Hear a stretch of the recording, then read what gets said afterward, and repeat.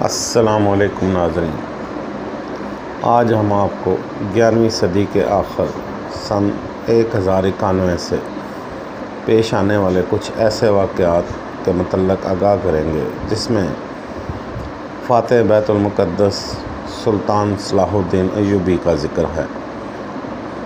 آج سے پہلے اتنی معلومات آپ کو شاید کسی چینل نے دی ہوں۔ تو 11ویں صدی عیسوی کے آخر 1091 سے صلیبی جنگوں کا آغاز ہوا اور یہ سلسلہ 13ویں صدی کے آخر 1091 سے 1291 تک جاری رہا۔ 200 برس سے زائد اس معرکہ آرائی میں جرمنی، فرانس، برطانیہ اور یورپ کے تمام عیسائی حکمرانوں نے حصہ لیا۔ ان صلیبوں کا مقابلہ والی موصل عماد الدین زنگی، سلطان نور الدین زنگی اور سلطان صلاح الدین ایوبی جیسے مجاہدوں نے کیا۔ ایوبی خاندان کے بعد مملوک یعنی ترک صلیبوں سے نبرد آزما رہے۔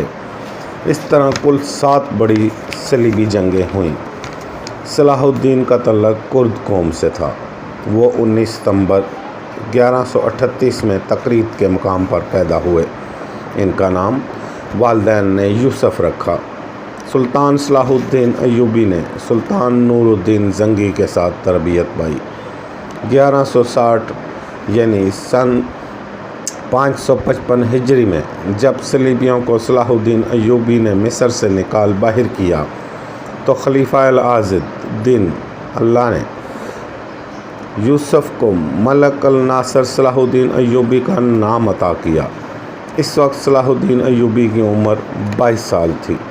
سلطان نور الدین زنگی کی طرح صلاح الدین ایوبی کو بھی بیت المقدس سے عشق تھا۔ بیت المقدس جسے یروشلم کہا جاتا تھا، یہودیوں، عیسائیوں اور مسلمانوں کے لیے ایک خاص اہمیت کا شہر ہے۔ یہودی اسے یوں مقدس سمجھتے ہیں کہ یہاں حضرت سلیمان علیہ السلام نے عظیم الشان عبادت گاہ ہیکل سلیمانی بنائی تھی۔ عیسائی اسے اس طرح اہم جانتے ہیں کہ یہاں حضرت عیسیٰ علیہ السلام نے تعلیم اور تبلیغ کا سلسلہ جاری رکھا تھا، اور سب سے بڑھ کر مسلمانوں کے لیے یہ شہر اس لیے مقدس ہے کہ اس قبلہ اول سے سرور کونین حضرت محمد صلی اللہ علیہ وآلہ وسلم نے سفر معراج کیا تھا۔ سورہ بنی اسرائیل میں درج ہے کہ پاک ذات ہے وہ جو اپنے بندے محمد صلی اللہ علیہ وآلہ وسلم کو راتوں رات مسجد حرام، مسجد کعبہ سے مسجد اقصیٰ یعنی بیت المقدس تک لے گیا، جس کے ارد گرد کو ہم نے بابرکت بنا رکھا ہے تاکہ ان یعنی بندہ کو ہم کچھ اپنے عجائب قدرت دکھائیں۔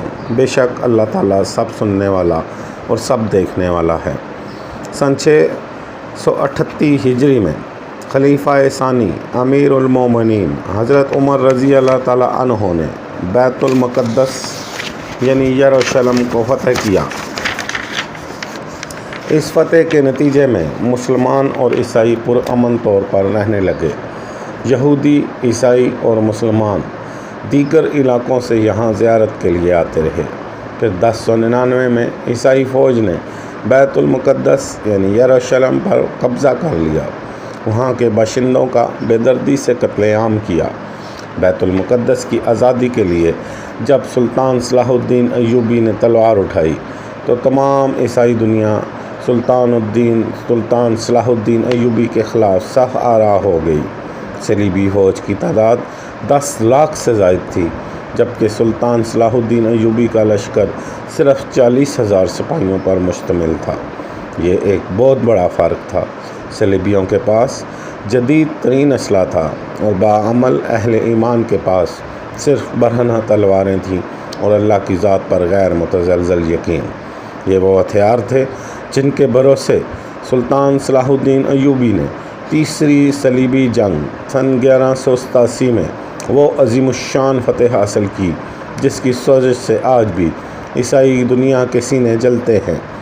زخموں کی اس جلن کو مٹانے کے لیے عیسائی دنیا نے دوبارہ صلیبی جنگوں کا آغاز کر دیا ہے۔ افغانستان اور عراق اس کی تازہ مثالیں ہیں۔ ان صلیبی جنگوں سے نپٹنے کے لیے ایک مرتبہ پھر فاتح اعظم سلطان صلاح الدین ایوبی جیسے مرد مجاہد اور مجاہد اسلام کی ضرورت ہے۔ بقول علامہ اقبال رحمۃ اللہ علیہ، نکل کے صحرا سے جس نے روما کی سلطنت کو الٹ دیا تھا، سنا ہے یہ قدسیوں سے میں نے، وہ شعر پھر آشکار ہوگا۔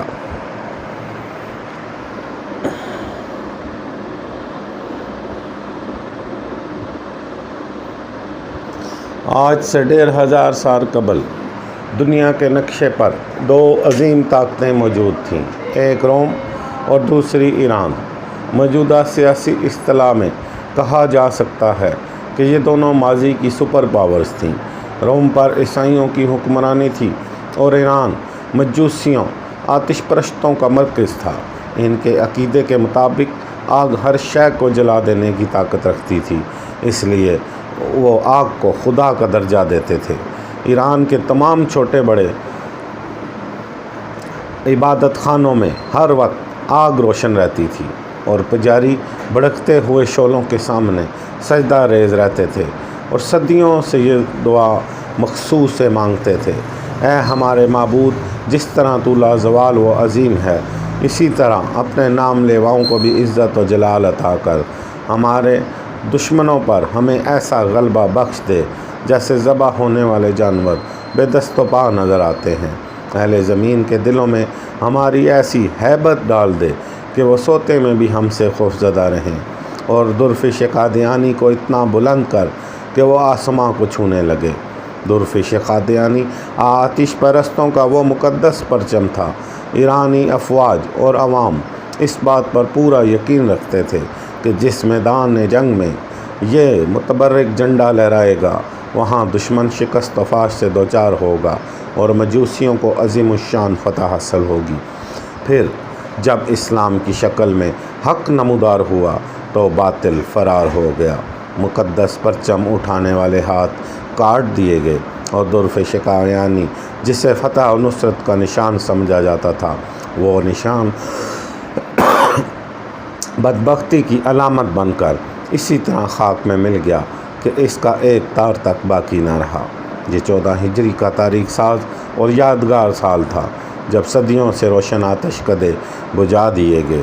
آگ کے پجاری کہا کرتے تھے، یہ شعلے کبھی سرد نہیں ہوں گے اور انہیں بجھانے والی مخلوق آج تک پیدا ہی نہیں کی گئی، مگر جب ایمان کی تیز ہوائیں فاران کی چوٹیوں سے اتر کر ایران کے میدانوں میں داخل ہوئیں تو پھر سب خش و خاشاک کی مانند اڑنے لگا۔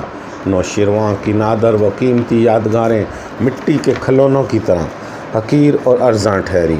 جس طرح کعبے میں رکھے ہوئے بت منہ کے بل گر کر واللہ احد کہتے تھے، اسی طرح ایوان کبریٰ کے بلند اور سنگی مینارے زمیں بوس ہو کر اللہ کی کبریائی بیان کر رہے تھے۔ مغرور شاہوں کے نسل نامے ورق ورق ہو کر بکھر گئے، ان کے اٹھے ہوئے سر انسانی ٹھوکروں اور گھوڑوں کے سموں سے پامال ہونے لگے، ہڈیاں چٹک کر ٹوٹنے لگیں اور پھر راستوں کا غبار بن کر رہ گئیں، یہاں تک کہ ان کی آخری نشانیاں تلاش کرنے والا بھی کوئی باقی نہ بچا۔ اتنی قدیم و طاقتور سلطنت کی بساط یوں الٹی کہ مرثیہ خواں تک نہ رہے اس کے۔